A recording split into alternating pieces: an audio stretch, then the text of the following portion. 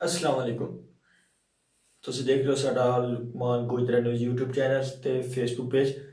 ਮੈਂ ਤੁਹਾਡਾ ਦੋਸਤ ਮੁਹੰਮਦ ਲੁਕਮਾਨ ਬਾਨੀਪੁਰੀਆ। ਅੱਜ ਅਸੀਂ ਗੱਲ ਕਰਾਂਗੇ ਐਲੋਵੇਰਾ ਦੇ ਪੌਦੇ ਦੀ, ਜਿਹਨੂੰ ਕਵਾਰ ਗੰਦਲ ਵੀ ਕਿਹਾ ਜਾਂਦਾ। ਕਵਾਰ ਗੰਦਲ ਅਮੂਮਨ ਲੋਕਾਂ ਨੇ ਗਮਲਿਆਂ ਦੇ ਵਿੱਚ ਉਗਾਈ ਹੁੰਦੀ ਆ।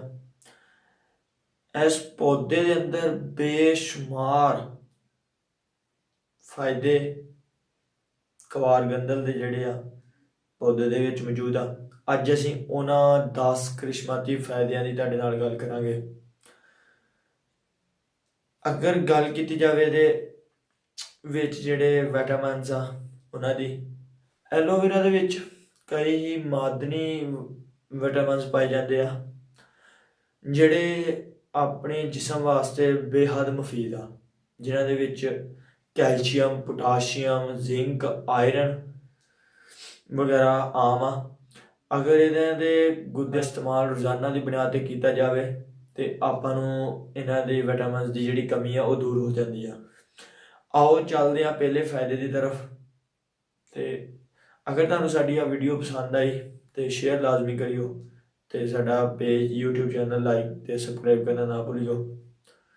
ਪਹਿਲੇ ਫਾਇਦੇ ਦੀ ਤਰਫ ਚੱਲਦੇ ਆ। ਪਹਿਲਾ ਫਾਇਦਾ ਇਹਦਾ ਹੈ ਜਿਗਰ ਤੇ ਔਰ ਤਿਲੀ ਦੀ ਜਿਹੜੀਆਂ ਬਿਮਾਰੀਆਂ ਉਹਨੂੰ ਦੂਰ ਕਰਦਾ। ਕਵਾਰ ਗੰਦਲ ਦਾ ਇੱਕ ਪੱਤਾ, ਉਹਦੇ ਵਿੱਚੋਂ ਗੁੱਦਾ ਲੈ ਕੇ ਉਹਨੂੰ ਗੁੱਦੇ ਨੂੰ ਕਾਲੇ ਨਮਕ ਦੇ ਵਿੱਚ ਪਾ ਕੇ 10 ਦਿਨ ਰੋਜ਼ਾਨਾ ਇਸਤੇਮਾਲ ਕੀਤਾ ਜਾਵੇ ਤੇ ਜਿਗਰ ਦਾ ਜਿਹੜਾ ਮਸਲਾ ਉਹ ਦੂਰ ਹੋ ਸਕਦਾ। ਨਜ਼ਲਾ, ਜ਼ੁਕਾਮ ਤੇ ਖਾਂਸੀ ਵਾਸਤੇ ਵੀ ਬਹੁਤ ਮੁਫੀਦ ਆ। ਜਿਹਨੂੰ ਇਹ 3 ਬਿਮਾਰੀਆਂ, ਉਹਨੂੰ ਚਾਹੀਦਾ ਕਿ ਇਹਦਾ ਜਿਹੜੇ ਕਵਾਰ ਗੰਦਲ ਦੇ ਪੱਤੇ ਆ ਉਹਨਾਂ ਨੂੰ ਭੁੰਨ ਕੇ, ਯਾਨੀ ਅੱਗ ਦੇ ਉੱਤੇ ਭੁੰਨ ਕੇ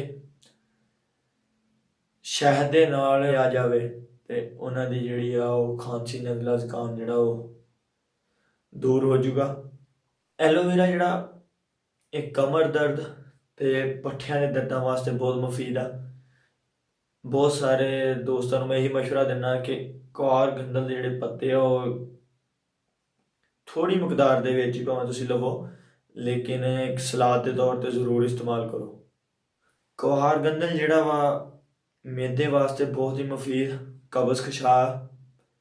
ਇਹਦਾ ਗੁੱਦਾ ਜਿਹੜਾ ਰੋਜ਼ਾਨਾ ਦੀ ਬੁਨਿਆਦ 'ਤੇ ਇਸਤੇਮਾਲ ਕਰੋ, ਕਬਜ਼ ਵੀ ਤੁਹਾਡੀ ਦੂਰ ਹੋ ਜੂ ਤੇ ਮੈਦੇ ਦੇ ਜਿਹੜੇ ਕੀੜੇ ਉਹ ਵੀ ਮਰ ਜਾਣਗੇ। ਐਲੋਵੇਰਾ ਦਾ ਜਿਹੜਾ ਗੁੱਦਾ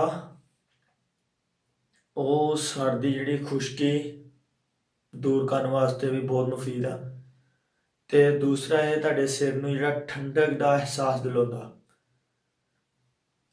ਐਲੋਵੇਰਾ ਜੈਲ ਜਾਂ ਗੁੱਦੇ ਦਾ ਇਸਤੇਮਾਲ ਜਿਹੜਾ ਵਾ ਤੁਹਾਡੇ ਮੂੰਹ ਦੇ ਉੱਤੇ ਜਿਹੜੇ ਦਾਣੇ ਆ ਜਾਂ ਜੜੀਆਂ, ਉਹਨਾਂ ਨੂੰ ਬਕਾਇਦਾ ਅਗਰ ਤੁਸੀਂ ਗੁੱਦੇ ਨੂੰ ਇਸਤੇਮਾਲ ਕਰੋਗੇ ਤੁਹਾਡੀਆਂ ਜਿਹੜੀਆਂ ਜੜੀਆਂ ਵਾ ਜਾਂ ਕੋਈ ਵੀ ਫਿੰਸੀ ਵਗੈਰਾ ਮੂੰਹ 'ਤੇ ਨਿਕਲੀ ਆ ਉਹ ਦੂਰ ਹੋ ਜੂਗੀ।